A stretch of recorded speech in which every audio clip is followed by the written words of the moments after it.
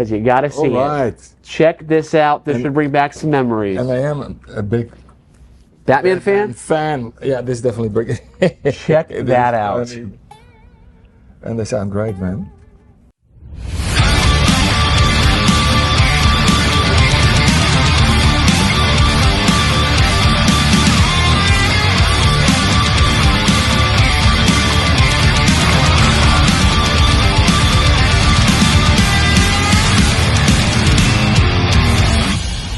Hey everybody, it's Derek, aka Mr. Shred with Masters of Shred. We're on the 2023 Monsters of Rock Cruise, and we have a very special guest for the first time ever on Talking Shred. I am talking about none other than the Flying Shredman, the mighty Adrian Vandenberg in the flesh. Give it up. Hey man. Adrian Vandenberg.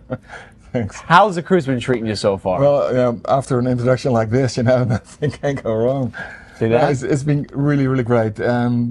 I love it. I did not really know what to expect, because being in Holland, I would never really voluntarily go on a cruise. I would think, man, I would feel claustrophobic. You're locked up, or you're on the ship, But of course, this is a totally different deal. You're with about 5,000, 6,000 like-minded people who love rock music. What's not to like? So this is our second time, as some people know, and I love it even more because now you know what you're gonna get, and everybody's sweet and relaxed, and they don't cut your hair off like they did in the 80s and stuff. Right, exactly. You get praised for having long hair on these cruises, so it works out perfectly. It's a good thing, yeah. Yes. Rarely happens these days. No, that is true. And you also have another special guest on this cruise that you know very well because you actually opened for him back in 1982, Michael Schenker. Yeah. Now, do you ever think that some 40 plus years later, you guys will both be absolutely killing it on the same bill yet again, right? Do you feel that given the musical landscape of today with all these changes in streaming and these artists that are coming out, do you think they're going to have the luxury of experiencing the longevity that your generation has? Oh man, I mean, I didn't even think it at the time. I was making a living as a painter, illustrator, designer, all the stuff. I taught art at a high school for a while, and I always assumed, it's rock and roll. I'm never going to be able to get out of this country, Holland, because there's hardly any rock on the radio these days, none whatsoever. So I thought, it's always been a passion, and I looked at it as soberly as you could. I go, come on guys, it's a passion, it's a hobby. I shouldn't have the illusion that with this kind of music that I will ever be able to make a living. So with the Schenker tour in 1982, I thought, this is great. Michael Schenker is, like everybody knows, he was already amazing when he was 18. I was still in my diapers when I was 18. So, and like you said, 44 years later, 42 years later, something like that, holy shit, it's amazing. And it's amazing to see guys like him and Nuno and Frank Hannon and Joel Hoekstra and Red Beach, all those great players. The camaraderie is different than it was in the 80s because a lot of bands saw each other as kind of competition, and the vibe is so different right now. Everybody loves it and everybody's in the same boat, literally. Yeah, true. It's fantastic, and I'm looking forward to ever being on the ship again. It's just fantastic. Yeah. Right, true. Because I always say, the way the music industry goes now, you have so much variety all thrown at you, especially through social media. Yeah. And it's like, I think back then you guys had much more of an organic following, and once you broke in, you were there. You're right. Yeah. You were there. You didn't have to upkeep it. Instagram, you're only as good as seen as your last post, right? So I was like, well, here we go again. Yeah. Do you know what I mean? But when you made it, you got the deal, you were jumping for joy because you knew you were in. Yeah. Yeah. Exactly. And there was I mean, I sound like my dad, but there was a certain magic to it, being in anticipation of another album from an artist or a band that you loved. You go, oh man, it's going to be out in 2 weeks. You read about it in the magazines and stuff, and you go to the shop and you got it and you walk home like you just, acquired like a treasure. Right. It was, and that's how it felt, You put the needles on it, and it's all stuff. Everybody on the ship recognizes that. Yeah. And there's so many pretty intense differences, like everybody considers themselves a journalist on social media, and there's so many whiners, and you go, come on guys, don't worry, be happy, we all love rock, and this guy is maybe a few zillion notes faster than the other guy, but they all do something from their hearts, and That's true. Before, you knew your critics, right? You knew which magazines were going to be writing about your albums, what news sources. Now, everyone's a critic. Yeah, right. It's a scary thought when you think about it. I think it's of a tougher, I would say probably maybe even tougher tides to go up against to some degree. But again, you have the exposure you can get now that you maybe wouldn't have gotten so easy back then, right? On all outlets like this. So, question for you. Earlier this year, you put out a new single for Vandenberg. Yes. All right? House on Fire. Tell us about this. Any updates on the album coming out? Oh, yes. There's quite a couple of updates. Okay, we need to know about this. The end of May, there's going to be another single. Okay. And that one is going to be shocking because it's very epic. Really? It's not your single type of thing, and that's what I'm going to say about it. Could this be your favorite track off of the album coming out? It's definitely one of the favorites. Because it's like very unusual for a single. We like to surprise people. That's good. Know? And then there's another single coming out, and then the album is going to come out at the tail end of the summer. So look out for that. And are you doing any touring for that? Sorry? Are you doing any touring in the States for that, or? We're really trying to, but I was spending quite some time with Frank Hannon the last couple of days, and they have a similar problem than we in Europe that we have in the States. Is these days it's so expensive to bring a whole band over and to try to break even, because often you can't even break even. Wow. The prices of hotels, of transportation, and all that stuff. Yeah. Yeah. Plus, you know, a lot of venues in Europe, I assume it's similar in the States. After COVID, before COVID, there were the venues could kind of guess how many people were going to show up because of the pre-sales. Yeah. These days, people decide at a rather late moment, we're going to go, bam. So the venues have a hard time guessing how many people are going to show up. So the guarantees they give, the financial guarantees, it's Russian roulette, you know, because as a band, you don't know how many people are going to show up either. So it's quite brutal, but and at the same time, you know, you want to play, no matter what it takes. So we're starting a European tour after the after the summer, November. Okay.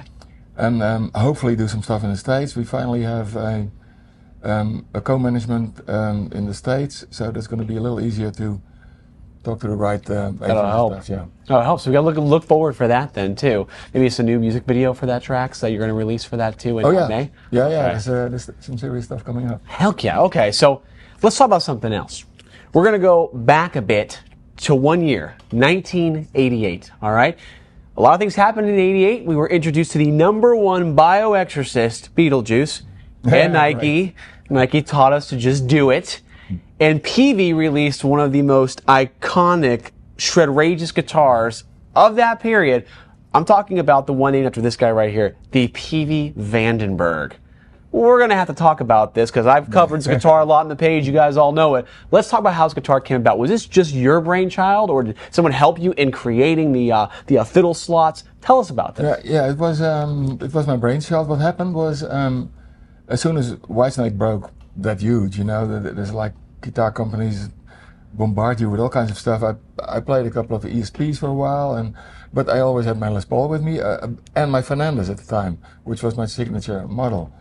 So then Peavey, after a couple of months, Peavey came up and they said, are you interested to design a signature model for us? And I thought, that's going to be interesting because Peavey, of course, was very well known and respected for their amplifiers, but for guitars, not really, you know. Most people didn't take it seriously. And I thought, there's something to win over there. That's fun, you know, right. To be at the spearhead of something. You'd be their guy.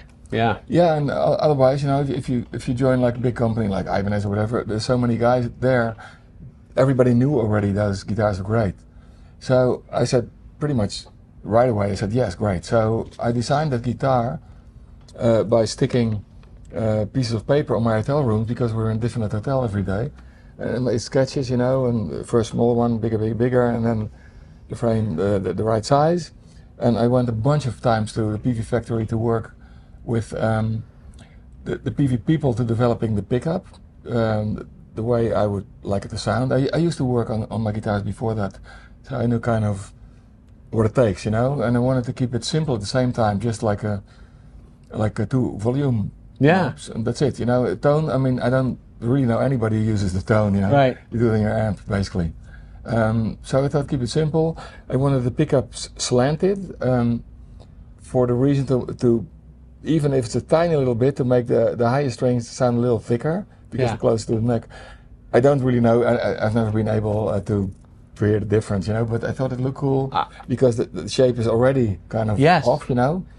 So I wanted to design a guitar that like the iconic Stratocaster, Telecaster, Les Paul. From 10 miles difference, you can see what guitar it is. So I wanted one of those guitars. As everybody knows, in the 80s, you had the Jacksons, you had the Ibanez's, but from 20 feet difference, they look the same distance. They look pretty much the same. Yeah. You know? You have to really look at the headstock, and you can't really label from the distance. Right. So I thought I'm going to make sure that guitar is going to recognize. Oh, 100%. And you chose reverse headstock too. So, question for you then, because at the same period, you're in a band that everybody knows about, Whitesnake. Vivian Campbell's on the other side of the stage, and he's got the Kramer Night Swan. That also is blowing up. He's got a reverse headstock. Was there any sort of pressure on your end, or to try to make a guitar at that level too? So you guys are side by side on stage. You got one with Peavey, one with Kramer. They both got reverse headstocks. They both are their own unique instrument, because let's be real, the Night Swan was doing two humbuckers side by side in the bridge. No one was doing that in a guitar, and they left the single completely empty. And yours had the slanted, which no one had even done a slanted at that point. So there was a lot of innovation in both your guitars. Was that intentional, or? Well, no, it wasn't, because ever since I saw Hendrix play with a reverse headstock, I thought, man, that looks cool. Thank and you. as people some people may remember, the first 3 videos for Vandenberg we made in 1982, I was playing a guitar that I put together with a friend of mine who's a guitar builder, and that one already had a reverse headstock also, and it was a reversed Strat shape, with a reversed headstock, and it only had one pickup on it, a single coil and humbucker. It had a striped maple top, and like a sunburst. Like it was basically what I wanted for the neck-through versions of the Peavey. Like a mahogany body with like a striped maple top. So I just took it further, that idea for that guitar, and came up. That one looked off too, because the lower horn was longer than the high one. Right. Which on yours you had a little contour on the lower horn too, right? So you get the upper fret axis. A lot of thought went into that guitar, and I think you could even adjust the nut height, couldn't you, on that guitar too? Yeah, you can just. But like it had like this Allen head tool that you could actually use to do it. Vivi was really going for the stars on that guitar. If you think about it, U.S. made, and how many other guitars were they making in the USA too that you could get for like $200, $300 at that time? I mean, people forgot about how good those guitars were, but your Vandenberg was the main show. And you may have some news on potentially these guitars coming back. Could that be real? I mean, we've kind of seen the rumors on your social media. You've teased it. Could you give us a little? Back, guys. Yes, they're coming back. I got Peavey got in touch with me about 6-7 months ago if I was interested to to come back with that guitar, and I said, yeah, of course, because man, everybody and his grandma has been asking me about it. I have a few at home. At the time when I went back from the States after having been here with Whitesnake for 12 years. I wanted to take all my stuff back to Holland, and it appeared that you have to pay import tax on your own stuff when you go back to Holland. And I had about 10 4x12 speakers, I had a whole shitload of guitars and racks and everything.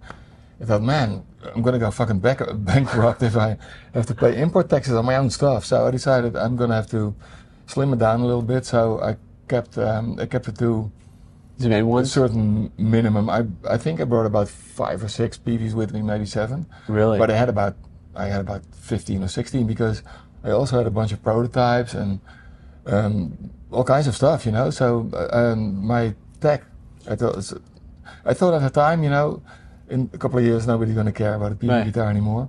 Little did I know. Yes. I'm Dutch, I'm stupid, you know, can't help it.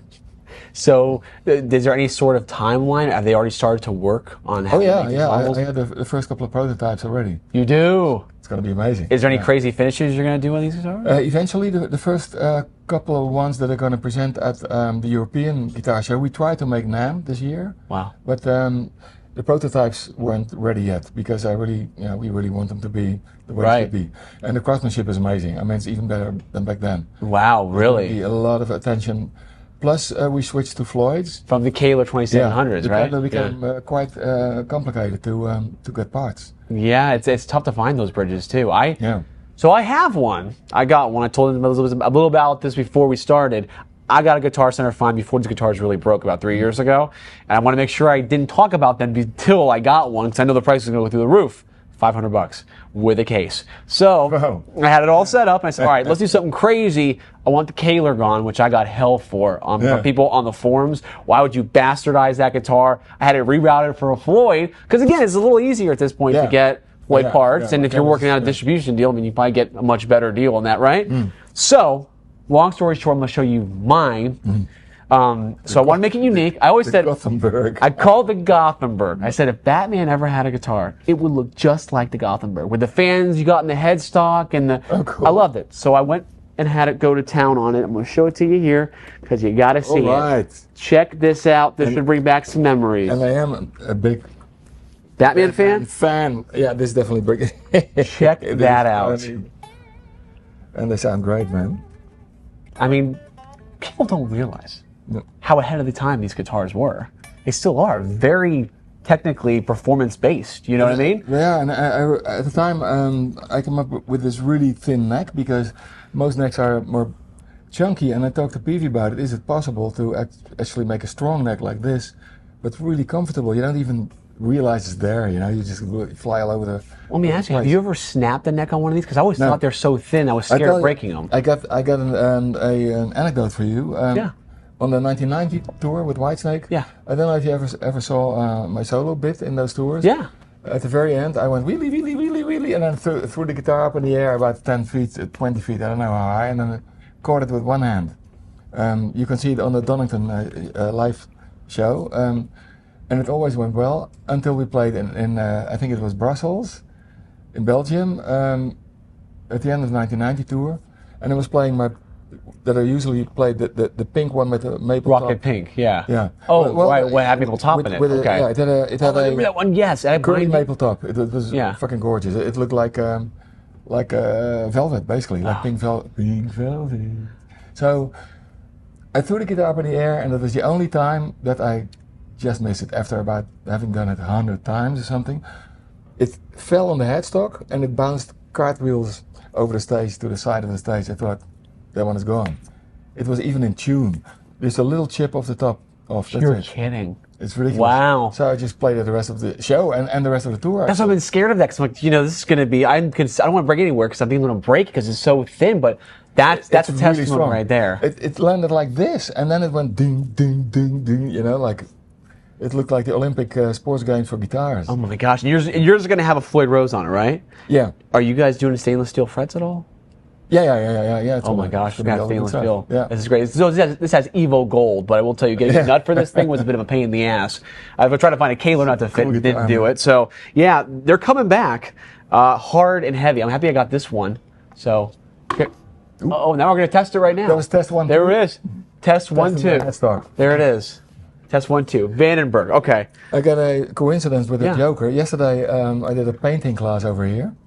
And everybody gets like a pre-printed thing from like some rock guy. Last year, I think it was John Lennon. This year it was Slash. I saw that. Okay. Yeah, and I thought, you know, I'm not going to paint Slash. You know, I'm not a kid because all you have to, I'm supposed to do is fill in. I'll show it to you. I thought I'm going to make something else from it. You know, oh, it's almost dead, but I'll look up the picture. So this is what you get. Yeah. So. This is what the people got. Paint classes they have here, which are great. This one. So then, you know, there was this guy who was explaining to everybody where to fill what. And I thought, I'm not going to do that, so I made this out of it. Oh my gosh, I love it. What are the odds of that?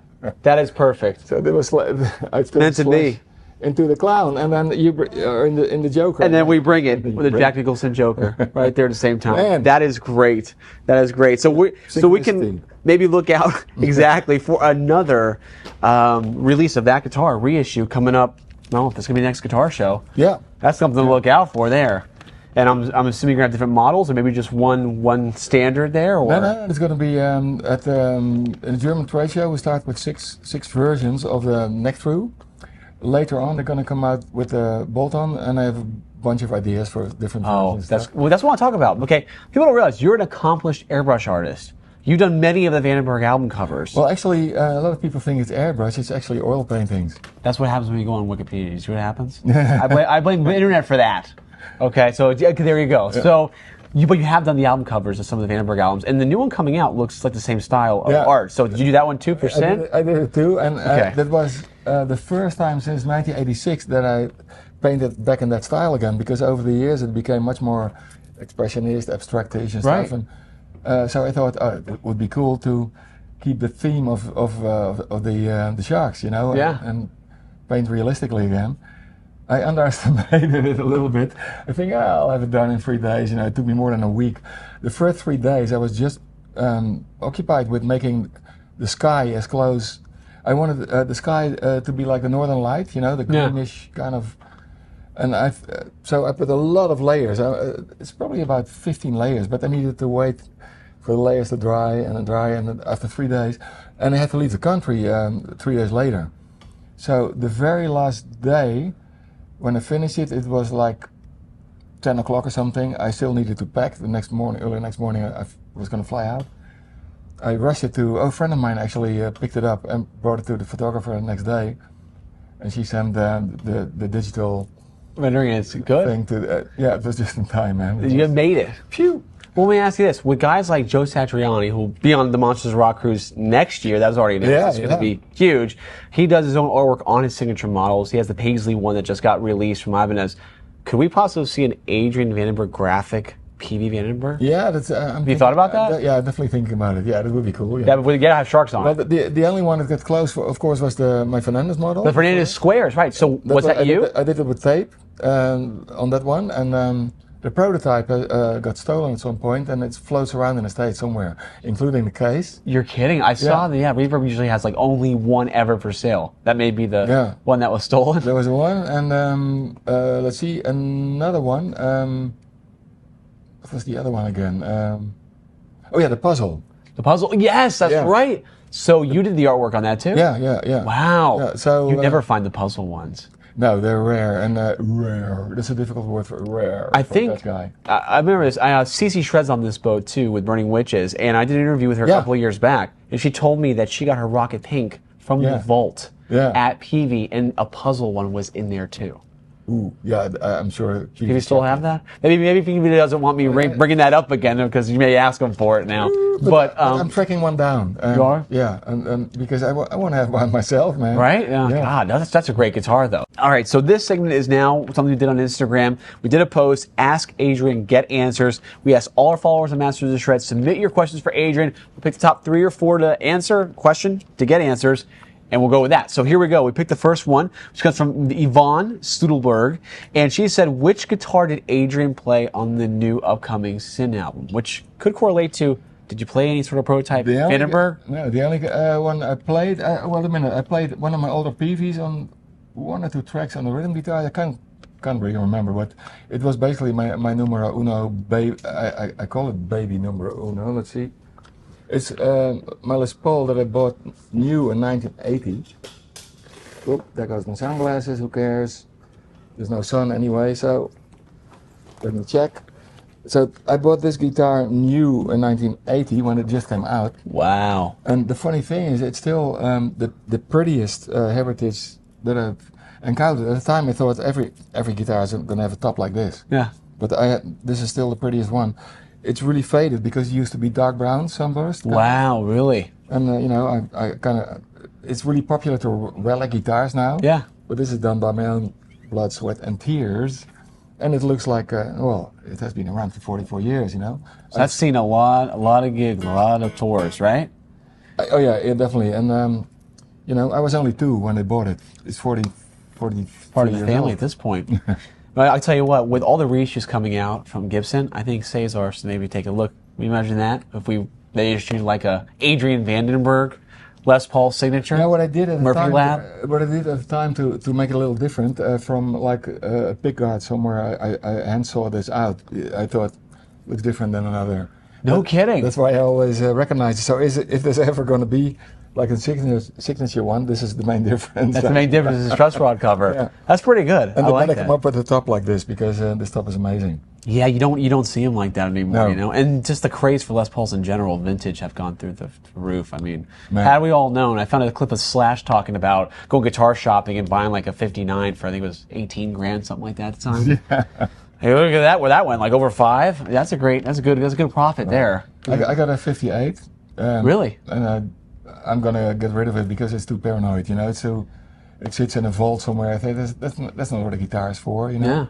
Yeah. So I'm gonna say goodbye to it. I have this one sounds just as good Wow. Okay. because this one has been played for 43 years, you know. All right. So but it got too paranoid, you know. It became like an investment object for a lot of people. You Yeah. know? There's people from Japan and from China who buy one and they put it in a vault and they go.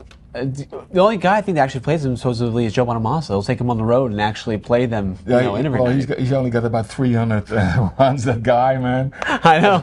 He's got a limited supply Yeah, he of does, vintage Gibsons coming in all the time. If one's out of tune, he throws it away, you know, and then he grabs another one. And all the amps, too. He's using all vintage amps. He does, man. I would be paranoid of those just dying out on the stage. They're all kept really well. He knows how to do it right. So we got another one which comes from, let's see here, Ted Morell. He said, "What's the dealio with the original Fernandez guitar and the Here I Go Again video?" Which we kind of briefly touched base on. You did the graphics on that, but Fernandez, people don't realize. Brad Gillis and even Jakey Lee had a signature Fernandez at some point, which is even hard to find these days. I remember seeing it in the Japanese magazines. Yes. At the time. So how'd they reach out to you? Actually, via the Dutch distributor, he said, you know, do you want to design a signature model? And that was still in the Vandenberg days. I played it on demos of the very last stage of Vandenberg with a different singer. I didn't expect to pick up the Vandenberg name, like 30 years later or something. Right. Holy shit. But that was a really nice guitar. But then I went on the road, you know, I played it for a while, and then the Peavey thing came up, and I kept grabbing back this one because this one has always been with me. I never leave it. I don't even leave it in the house, even if I know I'm not going to play it, you know. Wow. So it's that's why it's called Baby Numero Uno. Wow, that is great. That is great. Yeah, it makes sense. Okay. And then Gianni Helian said, "Can you speak about the role that technology has played in your music and how you have adapted to changes in the music industry brought about by digital platforms and social media?" Well, you know, social media. We talked about it privately before. There's a lot of people who consider themselves a journalist, you know, and they start ripping into some band or artist who poured his heart out. And, you know, people maybe don't realize that every artist, no matter how good or bad, tries to put his heart into it or her heart. Sometimes it's unfairly brutal, you know. You go, come on, you know, give them a break. They're trying something, and especially people who just get started, they're very sensitive to the stuff. I mean, I developed calluses on my soul over the years. I go, yeah, you don't like me playing, I don't care, you know. Right. I'm still going to play, sorry man, you know, that stuff. That's a big difference, as we all know. Another one is that I'm really happy that I can record my demos on my iPad, because I record complete demos, I program some drums and stuff on a little iPad, and I play the guitars in there, and on 2 of the Moon Kings albums, I actually ended up using the keyboards that I played on my iPad because the sounds are fine. The keyboards in our records are always way in the background anyway, you know. So, wow. So that's really great. It gives you a lot of freedom to write on the road, even on your iPhone, you know. Right. I burp ideas into my iPhone when I'm on my bicycle or something. I stop halfway when I get an idea and I go, or in an airport. That's really funny. People think I'm like paranoid. I stand in the corner, I go, Watch this guy on a plane, right? This guy, you know. So that's great. I mean, I'm really happy. So it worked out good. Oh, that's helped you. Yeah. So we ask everybody this, kind of wrap it up. Tell me, how does Adrian Vandenberg define the term shred?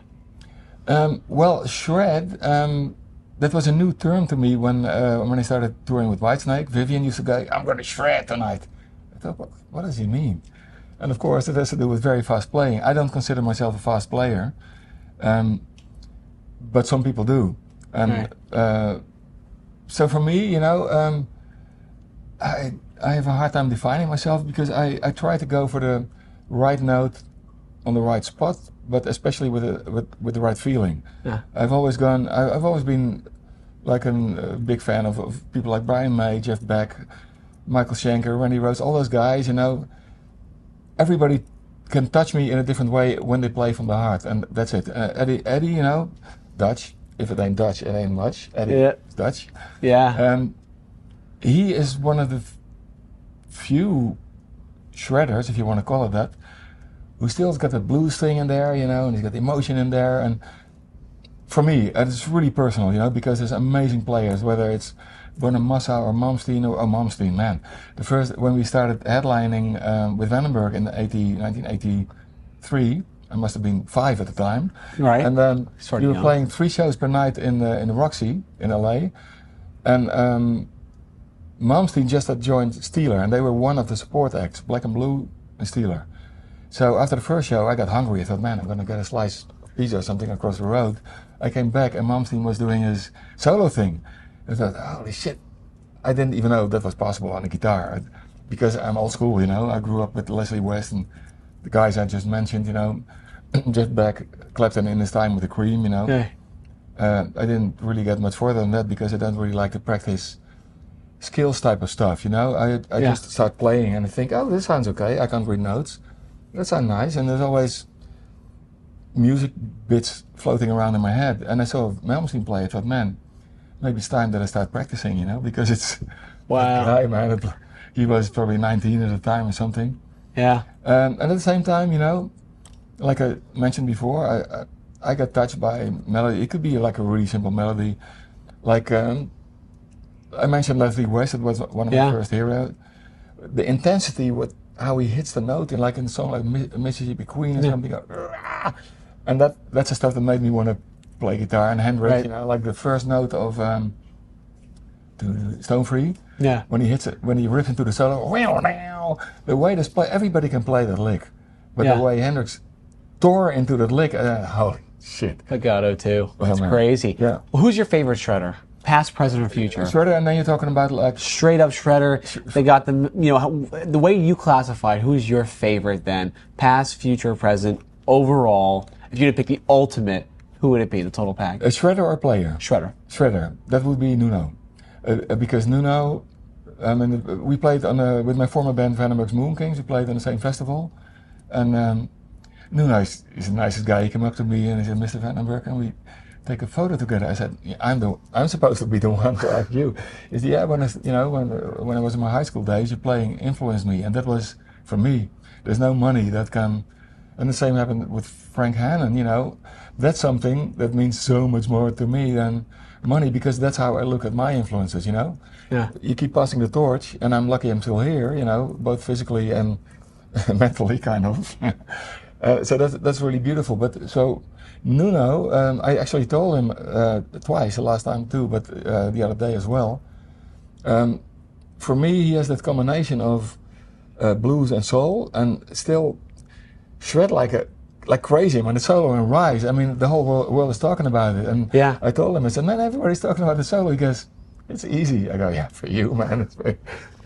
But it's. That guy plays from the heart, and at the same time he shreds like crazy. Yeah. Then he plays great melodies. His rhythm, right? The rhythm is just. Yeah, it's for like, me. I always said Eddie was the #1 rhythm guy, and then I go listen to Nuno, I listen to Extreme albums, and I'm like, oh my gosh, it's the groove.